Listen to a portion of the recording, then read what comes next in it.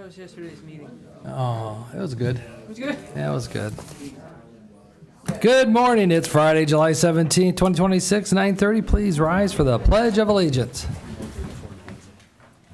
I pledge allegiance to the flag of the United States of America and to the republic for which it stands, one nation under God, indivisible, with liberty and justice for all. Commissioner Moore, Here. Commissioner Gallagher, Here. Commissioner Riddell. We have a quorum. Yeah, Mr. Riddell has had a death in the family, and he is gone and excused for today. So, Under Resolutions Number 1, Investments, move to approve. Second. Discussion. Commissioner Moore, Aye. Commissioner Gallagher. Aye. Number 2, Appropriations, Move to approve. Second. Discussion. Commissioner Moore, Aye. Commissioner Gallagher. Aye. Number 3, Transfers, Move to approve. Second. Discussion. Commissioner Gallagher. Aye. Commissioner Moore. Aye.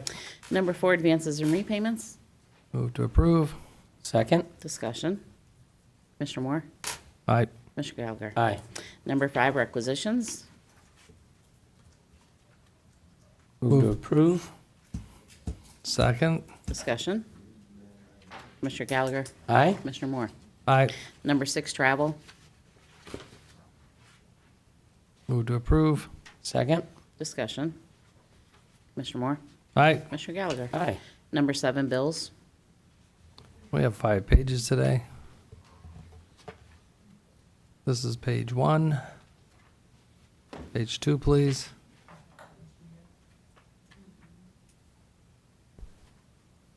Page 3.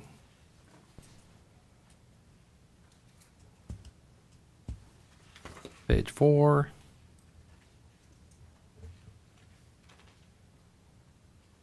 Page 5. Move to approve pages 1 through 5. Second. Discussion. Commissioner Gallagher. Aye. Commissioner Moore. 5. 8, County Commissioners may recess an executive session to consider the appointment, employment, dismissal, discipline, promotion, demotion, or compensation of a public employee or official, along with any other matters as specifically identified by motion in accordance with the Ohio Revised Code 121.22G 1 through 8.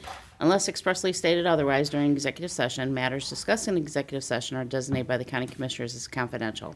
Because of the confidentiality of such matters is necessary for the proper conduct of government business, any disclosure outside of executive session is prohibited by Ohio Revised Code 102.03B. While in executive session, the County Commissioners may discuss and deliberate on the matters at issue, but no votes may be taken until open session resumes. We will be going into executive session today. I No don't- public comment in regards to agenda items. Correct. Is there any old business? I don't have any. Nope. Board business 9, approve and waive the reading of the County Commissioners meeting minutes of July 7th and 14th, 2026. So moved. Second. Discussion. Commissioner Moore. Aye. Commissioner Gallagher. Aye. 10, adopting the fiscal year 27 Lorain County tax budget and approve as submitted in the tax booklet. Move to approve. Second. Discussion. Oh, just some minor discussion. Usually I would put this under the computer on the screen so people can see it. The tax budget is something we have to do by the end of the month. Right, Casey? When do we have to have it in? I know we gotta do it today, right? Yeah. Yeah. Let's see, it's 45 pages. Talks about all the expenses from all the departments and all the elected officials. Talks about everyone's different revenue streams. I think the Cliff Note version, based on what we're submitting today, shows a projected estimate of 84 million and a projected ask of 109,799,809. Well, difference of $17.5 million short for next year. The tax budget basically is just the beginning. We have to do this with the state, and then after that, we, we're going to be going over a lot this year. We'll vote to pass this, the actual budget for 27 in December. Last night at the Township Trustee Association, our auditor spoke that we've been saying this, we all kind of saw it coming. Income and revenue coming in for the county government to operate is going to be flat. The projected on here shows total receipts projected at about 84 million. We think, like this year, it's 86 to 90 million. So is it really $17 million short? Well, that's what we're submitting. Doesn't mean that's what it's going to be, but that's what we have to submit. In the meantime, it'll be our job as a board and every other elected official and department to work together to come up with some way to balance this budget. There's some other things we'll be working on. Karen will be bringing them up under new business or under her report that we'll see if we can help. You want a copy of this? Just go up front and ask our office staff or help. And I don't know if we can email it to Casey to people or not.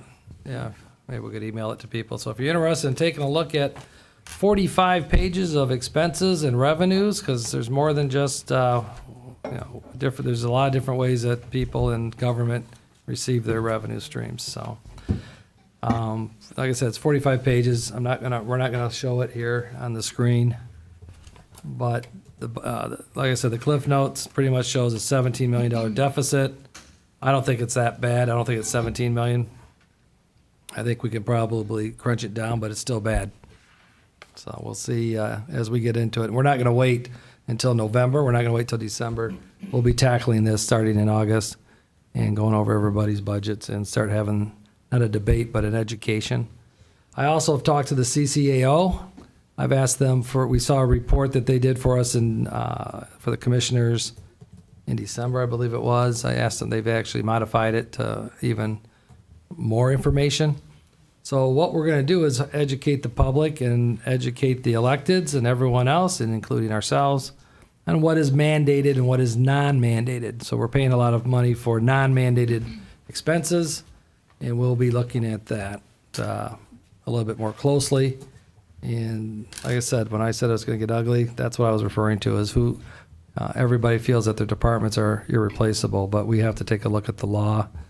Even though we have the lowest sales tax in the state of Ohio, and last year the public said 70-30 no, we have to live within that budget, and just like the rest of the people that live here, we got to live within our budget. So we'll see how that works out, and it should be the next 3 to 4 months. You'll be getting educated on each and every department's request and what's mandated and what is not. So that'll be coming up. So If those numbers are true, 17 million, there's going to be some severe cuts. Not going to be pretty out there. so we'll see. Like I said, I'd rather work as a team with everybody, and we'll see what happens. So, okay, that's it. Commissioner Moore. Aye. Commissioner Gallagher. Aye. Number 11, enter in contract with Conversing Group LLC, Chattanooga, Tennessee, to provide comprehensive endpoint management services for Lorain County Prosecutor's Office, Sheriff's Office, 911, Clerk Courts, and other CJIS applicable division sites. The current environmental scope is 550 endpoints. The county will be billed on a quarterly basis in the amount of $428,757, and quarterly pricing will be adjusted every year to reflect an annual pricing adjustment, as well as the environmental additional pricing for additional endpoints at a rate of $1,044.36 per endpoint per quarter. So moved. Second? Discussion. Commissioner Moore. Aye. Commissioner Gallagher. Aye. Stormwater 12, approve a third amendment to the August 31st, 21 consulting service agreement with K.E. McCartney and Associates regarding the Willow Creek watershed in the amount of $77,000 to clean and restore Carpenter Ditch. Total contract amount not to exceed $1,356,710 for the survey, planning, wetland assessment, design and construction, planning, and permitting, and this will be paid from the stormwater account professional services and be recognized as a reimbursable cost from the Fund 4500 through the future eligible TIF funding within the watershed. Move to approve? Second. Discussion. Mr. Gallagher. Aye. Commissioner Moore. Aye. Transit 13, approve and enter an agreement with River North Transit LLC, a wholly owned subsidiary of Via Transportation Inc. in the amount not to exceed $1,220,000 to extend the microtransit service for 6 months within the cities of Elyria and Lorain. This will be paid from the contractual purchase services and vehicle repair maintenance account. Move to approve? Second. Discussion. Commissioner Gallagher? Aye. Commissioner Moore? Aye. Children's Services, 14, resolution declaring it necessary to levy a tax in excess of the 10 mil limitation for Lorain County Children's Services in accordance with the Ohio Revised Code 5705.24 for a .45 mil additional levy for the entire territory to be placed on the November 3rd, 26 ballot duplicate for the year 26 to commence collection 27. Move to approve. Second? Discussion. Yes, the Executive Director, Kirsten Fox-Berkey, would you like to speak in regards to this? Thank you.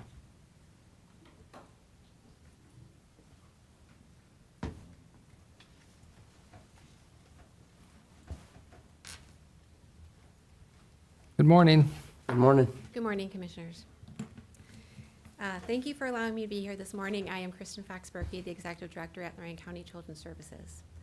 Before I start, I wanted to begin by thanking you for your ongoing support of our agency and of the families that we serve, and to also extend a thank you to our general Lorain County community, who's always been very supportive of us and recognizing the need to and the importance of providing protective services to our county's most vulnerable children and families. I am here to request your approval to place an additional .45 levy on the November 3rd ballot. The LCCS levy is used for the purposes of funding essential services to Lorain County's abused, neglected, and dependent children. It makes up 50% of our operating budget. The other 50% comes from state and federal funds. A .45 mil levy will cost a homeowner $16 per year for every $100,000 in their home value. We are the county agency responsible for receiving and investigating reports of child abuse, neglect, and dependency, and assessing those reports. In 2025, we received 5,000 referrals from our community. Most of those, about 75%, came from mandated reporters. Mandated reporters are those in the professions of teaching, law enforcement, any type of hospital staff, social services. And nearly 50% of those referrals were in the category of neglect. Neglect encompasses, environmental issues, poor supervision of children, medical neglect. So 50% were in neglect. We did receive referrals from every single city and township in this county. We are an essential service, and I'd like to share that we are available to our community 24 hours a day, 7 days a week, 365 days a year. The services that we provide include, as I've already mentioned, receiving referrals from our county. Everybody in the community is able to make a referral to us if they have concerns regarding a child. We assess, investigate allegations of abuse, neglect, and dependency.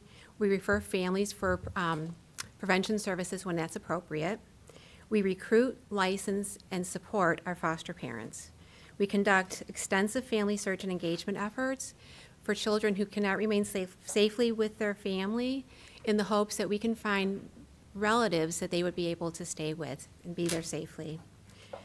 Our caseworkers certify and support kinship families and provide services for those families. And we do provide the state's Ohio Kinship Guardianship Assistance Program, which is a newer program that involves us licensing kinship caregivers. And then through a process with the state of Ohio, they are able to receive a per diem, monthly per diem, to continue caring for those children up until their 18th birthday. Our caseworkers do provide independent living services, and that's for all children ages 14 to 17 who are in our custody. That does extend up to age 21 for children who have special needs.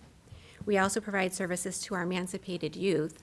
So youth who were in our foster care and then emancipate after their 18th birthday, we provide services to them up to age 21. Our case aides provide transportation for our children who are living in foster care, and that's transportation to visits with their parents. They also supervise and monitor those visits. Our caseworkers provide testimony to the court.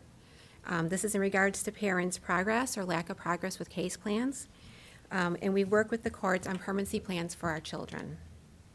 We identify adoptive homes for our children, and we license those adoptive parents. Over the past 3 years, we have really tightened our belt and carefully watched our spending.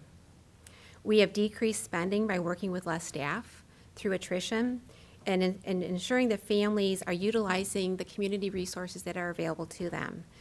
Some of those would be for housing, food, and clothing. Between the years of 2023 and 2025, we were able to reduce our spending by 17%, but that's just not been enough. We do pride ourselves in being good stewards of the public's money. And in fact, to support that, in 2023, we did request a one-time reduction in our levy collection. However, over the past 2.5 years, we have experienced a significant increase in placement costs for children. These are kids who are in our custody. Comparing placement costs from 2021 to 2025, we have experienced an increase of 185%. We in Lorain County are not alone when it comes to this issue. All counties throughout the state of Ohio are experiencing the steep increase in placement costs. For example, since 2020, the overall cost of care for children, so care spending, has increased by $100 million in the state of Ohio. This includes foster care costs and residential and group home costs. We are asking for additional funding. This is the first time that we've had to do so since 2014. This increase will ensure that we can continue to protect Lorain County's most vulnerable children. And I'd like to share that the services that we do provide to our community are not optional. They are essential services. We are not looking to increase the services that we are providing. We are just trying to preserve what we provide right now for our families and children. Again, I would say protecting children is not optional. We are required by law to provide these essential services to our children. In conclusion, I respectfully ask that you approve us to place a .45 additional levy on the November 3rd ballot. Thank you for listening to me, and I'm happy to answer any questions that you may have. Any questions? No, I don't. Yeah, so when you say essential, it is a mandated service. We are a mandated service. Yes. And the problem is you don't get enough funding. Correct. We don't receive enough funding through the state or the federal government, Right, yes. right. Okay, no, we're fine. Good? Yeah, I'm good. Oh, Thank you. Thank you. Commissioner Moore?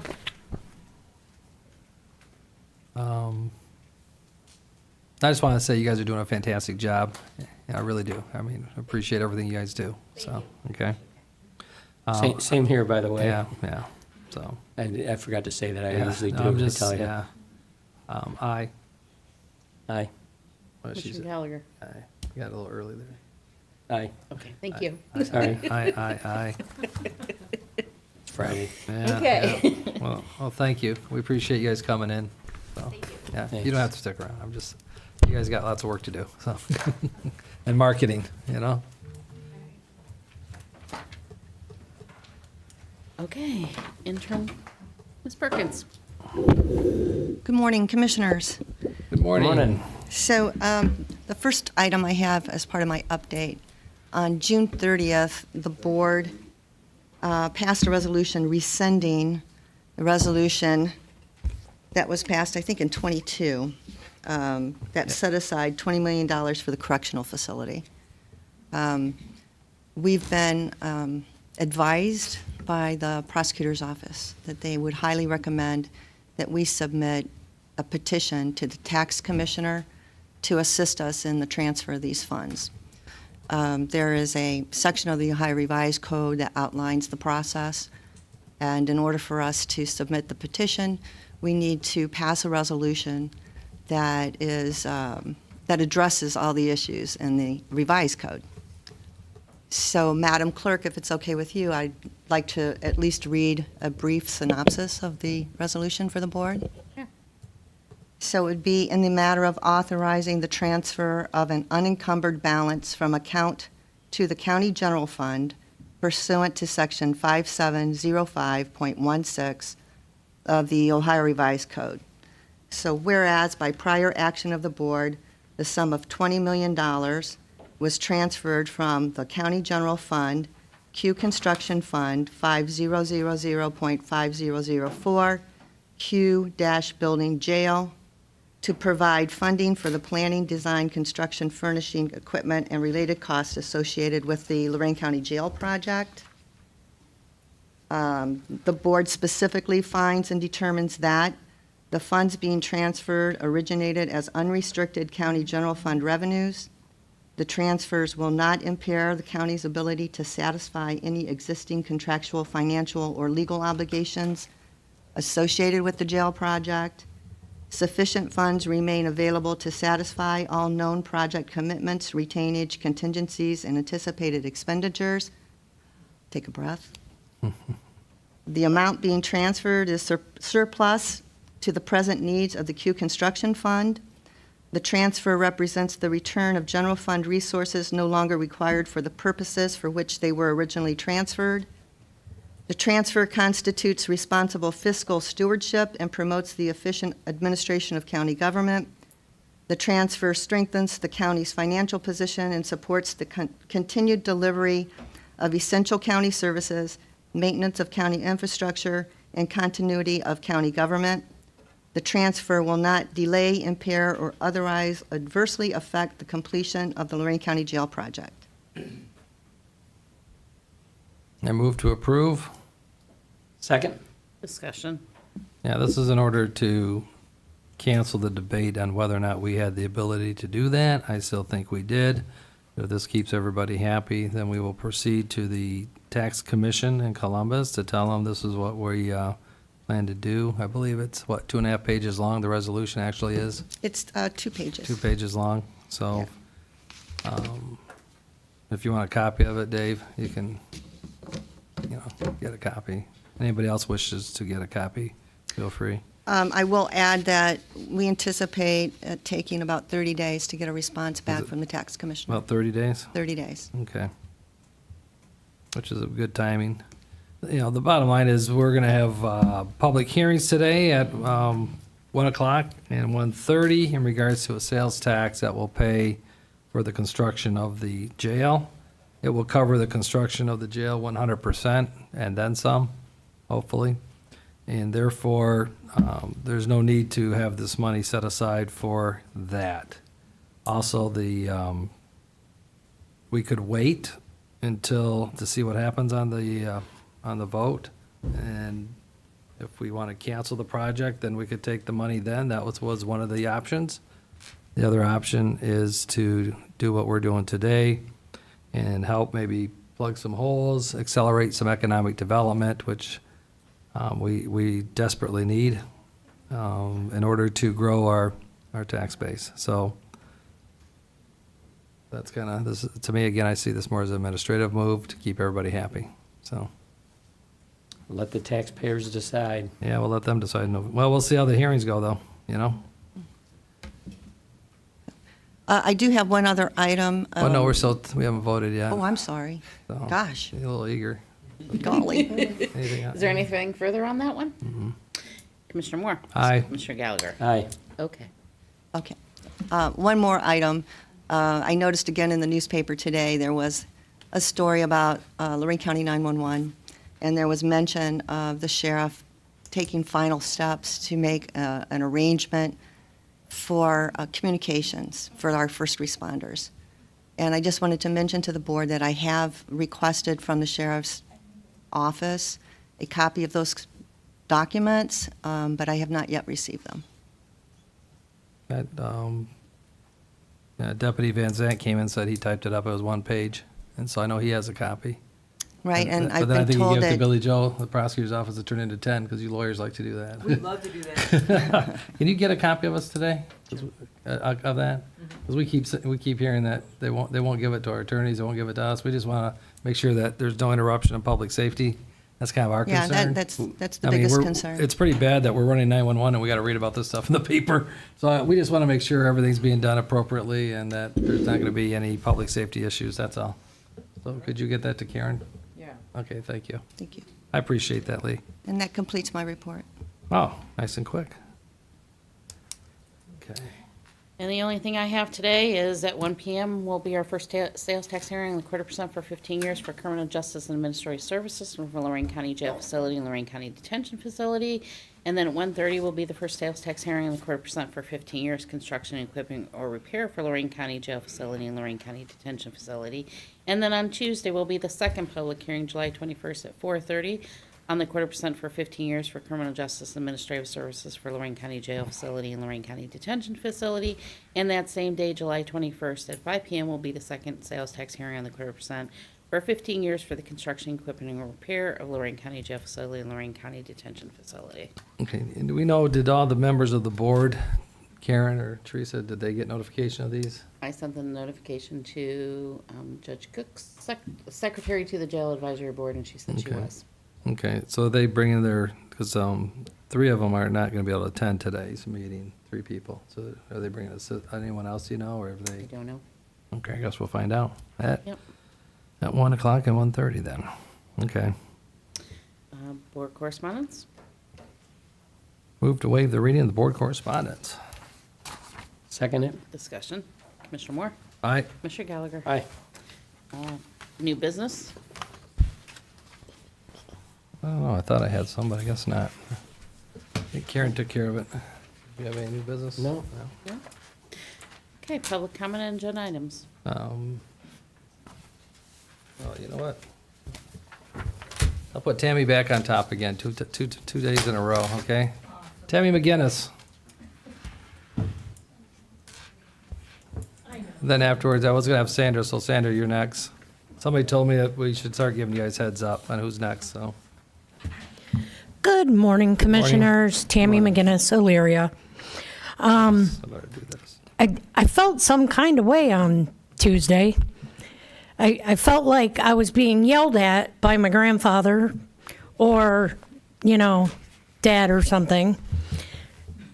And I had to stop and think about it. My mom always taught me about accountability. Take accountability. And that's one thing I do. So I would appreciate it if you guys would take accountability. Because, Dave, you said it's going to get ugly. You said it's time to shrink county government. But if you look back on the duration of this strike and the information that we have all came about because of the strike, you guys increased the number of 100K positions from 65 in 2021 to 157 in 2025. Time to shrink county government. JFS has a director, an assistant director, a deputy director, 3 admins. We don't have the employees to validate the need for so many admins and so many supervisors. And now, instead of negotiating with us, you guys have authorized massive amounts of overtime for one admin I know that doesn't even know how to do our job. And you're paying Geauga County to do our work instead of just paying your own employees? It's asinine. Let's take accountability. Just say, look, we screwed up. We made mistakes by appointing these positions. We're sorry. We want you guys to go back to work. And Dave, you just said something about your concern about public safety when Karen mentioned the sheriffs and 911. Us not being at work, is that not a concern for public safety? Yep, Thanks. thanks. Appreciate you. Especially the $100,000 because we didn't hire them, but you'll see that as we do the budget hearings. So hopefully, I think you guys, hopefully you'll show up for that. Thanks for telling me. So anyway, we didn't hire the 100, but you'll see it soon. Sandra Jensen, you're next. Where's your, okay.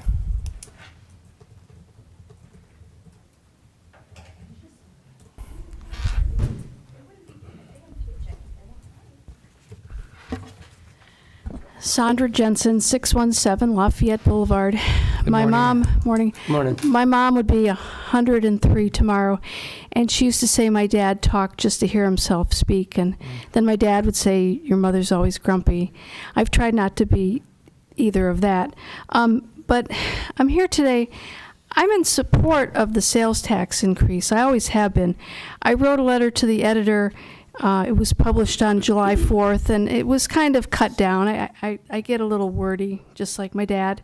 I am in favor, being the lowest sales tax in the county. I mean, we do deserve more. And, you know, when it was repealed, I thought, it would be nice to have that, because I do see the need for the income. But what I tried to convey in my letter to the editor, and it was trimmed, is that there has to be some, I feel, better communication, better relationships developed. And it's all about relationship building, getting people to buy in to something. And I support the sales tax increase. I worry that the community as a whole will not, because of all of this divisiveness. And it's happening in my own Sheffield Lake community. Excuse me. It's just really ugly. And I went to the meeting here on Tuesday, and then I went to the city council meeting a couple hours later, and crazy Mrs. Jensen came out. It's all on tape.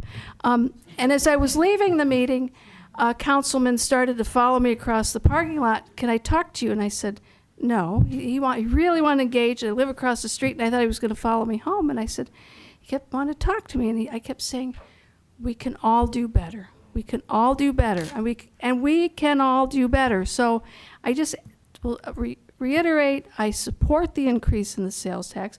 I bought a car last Friday, and the sales tax on it was $2,116. Now, if my math is correct, sitting over there with my phone, I think the extra 0.25% would be $81. I'd be happy to pay that. I'd give it to you. But you've got to engage with the community and not yell at us, not yell at anybody, just develop good relationships. So that's what I have to say. Thanks, Sandra. Thank you. Gary Browder, and then after Gary is Otis. Otis, you're after Gary. So, First and foremost, I'd like to say, good God morning. bless America. Good morning. Oh, good morning, everybody.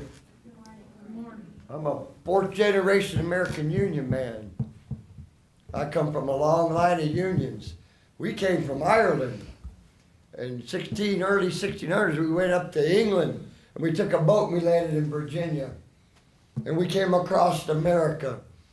My great-grandfather formed a coal miners union, okay? And his son was a coal miner. Because back in them days, they would treat these Irish people bad. Had kids go down in the ground, okay? So do I believe in union? Well, let me go, wait a minute. My father worked for Ford Motor Company. Okay, he died in my hands February 15, 2001 at 4 p.m. from asbestos from Ford Motor Company, another union man. My brother and I are union men out of Cleveland, Ohio. We build buildings. We believe in unions. And we did. We came from Ireland. You're from Ireland, correct, sir? Your people? Are they or not? Gallagher? We were the O'Broders, and we lost it. They didn't have W's in Ireland. Okay? I go to sign up for unemployment yesterday, and I see these people out picketing for their families, to eat, to put a roof over their heads. I don't understand why we can't help support this union. We set the standards for this gentleman right here is union. Thank you, sir, for your service. 39 years. God bless you, sir. I don't want to cry, but I would. I will cry for you. I'll bleed for a union. Like I said, my dad took his last breath in my hands. He was a tank commander during the Korean War conflict. He saved you. He would tell me, boy, if I don't get these Koreans, the men behind me will die. One man's too many in 1,000. Oh my God. I do not want to address anything wrong. I do not. I am sorry if anybody thinks I'm wrong. please help these union people, please. I'll get on my hands and knees and ask you, please, please help this union, please. Okay, thank you. Okay, Thank you. Otis? Then Candace? And then, No, I do, I understand people don't like unions, I'm sorry. We set the standard for. morning. Morning, Morning. Commissioners. Otis Lovejoy, Elyria. It's been a while since I've been up here. Been watching some of the last couple meetings. And one thing I took from the last meeting, you gentlemen, the position you're in, it's not an easy position. You guys got to deal with a lot. And along with that responsibility, you got to shoulder the way people look at you. You're not going to be able to satisfy everybody. I understand that. But the thing is, I feel like the way that the three of you sat up there last week and reprimanded the room,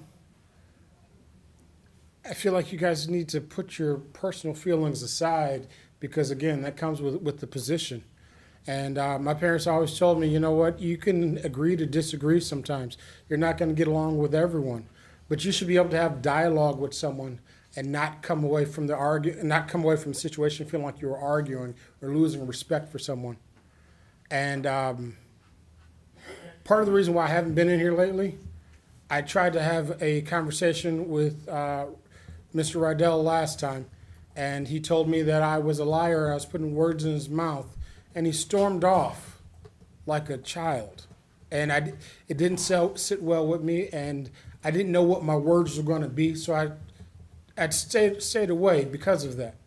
And then to see what took place on Tuesday, I appreciate you guys' your positions, but I really wish that you guys could find a way to put away personal sentiments about the situations, because we may not be happy with what's going on, and you know, it's not right for us to dump it on you, but we're not the ones who chose those offices. It was quick for Rydell to point out that we chose our positions.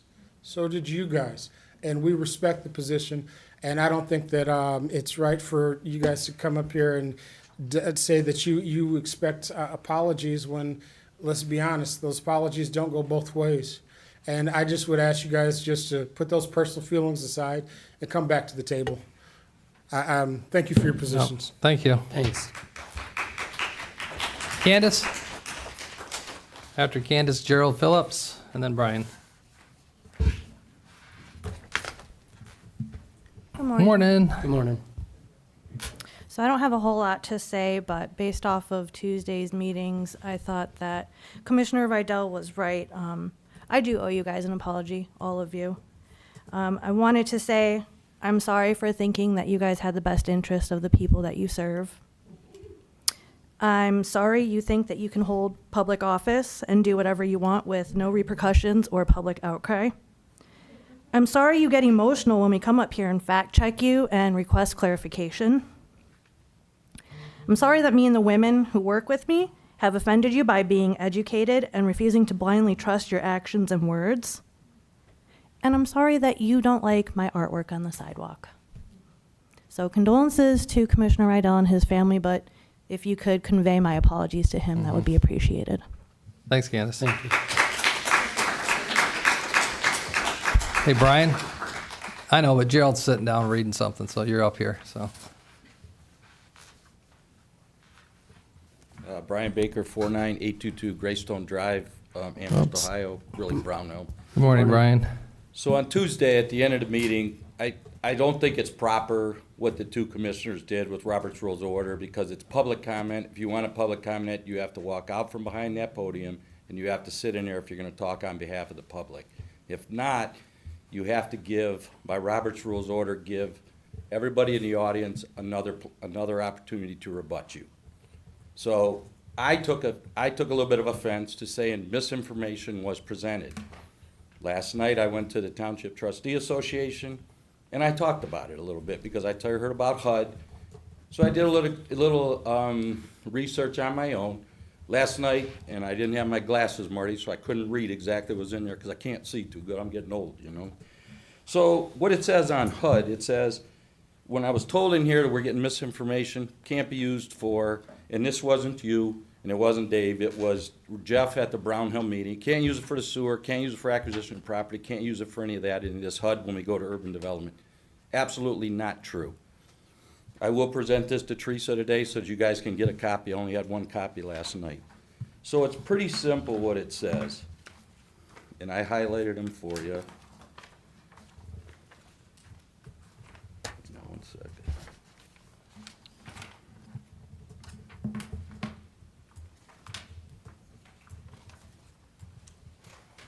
Sorry about that. Got too many pages. It says it can be used for land acquisition, it can be used for sewer projects, it can be used for economic development. So any of the things that we were being told at our Brownhelm Township meeting were not true. So we talk about misinformation, and you have the pulpit up here that you guys can talk at the end, and you say that everybody's spreading rumors or spreading mistruths. Go to HUD, it's pretty simple. And I'd recommend you go to HUD Exchange. HUD Exchange puts it in layman's terms like we all know. Okay, thanks. My second point, one thing I'd ask Dave, What? requisition 696 that was on the agenda last week for $25,000 for Geauga County. Mm-hmm. How do I get a copy of that agreement? I think Gina asked for a public records. Maybe you can get No, it I'm from just her. asking. If you wanna get a copy I'm a of the citizen agreement. and I'm asking. I don't know Yeah. what Gina did. I don't know what anybody else did. I'm asking, how do I get that? Who do I have to Go make a through- public go request? through for? Teresa, right? Yeah. Okay, I will make that at the end of the meeting, so I will Yeah, no provide problem. this to you to Teresa so that they can have it. Thanks, Brian. Gerald?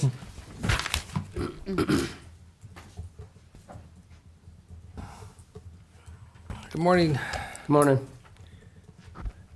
Good morning, Gerald Phillips, Avon Lake. I have in front of me the actual legal document called Programs from HUD. And HUD has basically two programs for CDBG funds. One's called the entitlements, which is cities and over 50 cities who opt in, under 50, and urban counties. That's called the entitlement program. And then the other one is called the non-entitlement, and that's run through the state and for the small cities. And both of them, the entitlement program, it says some of the activities that can be carried on with the community development block grant funds include the acquisition of real property, rehabilitation of residential and non-residential properties, provisions of public facilities improvements, such as water, sewer, streets, and neighborhood centers. So those HUD funds can be used for infrastructure. Now, they may not be used for a mega site directly, but they can provide the infrastructure for the mega site, and they can provide the infrastructure for a data center. Those are the true facts. And any statements to the contrary is wrong. Now, I keep hearing that we're gonna get more money if we got the urban designation. Well, also on the HUD provisions, 70% of the total CDBG funds are allocated to the entitlement group, 30% to the non-entitlement group. So under the non-entitlement group, there's 50 states. Under the entitlement, there's 179 counties that are in that program, plus the metropolitan cities. So, I don't think that's true, because 30% divided by 50 is higher than 70 divided by 200. So also there's a formula. If you go to the site, you can calculate it. And I've heard nothing from anybody from the county who has indicated that they know exactly we're going to get more money. And I keep hearing that. And we talk about accountability. We talk about false statements. Well, let's prove that, okay? No, we will. You shouldn't be You're at making your- that statement You're unless almost you at know 3 it's minutes. true. I've let you talk more than you should. Thanks, Gerald. Have a good Really. day. Oh, and I want a copy of Yeah, the I want- budget, and I yeah. want a copy of that jail fund resolution. Yeah, no problem. Thank you for coming in again. I move to go into executive session based on the clerk's comments Second. earlier. Discussion. Commissioner Moore. Aye. Commissioner Gallagher. Who do I give my contact information to get those documents?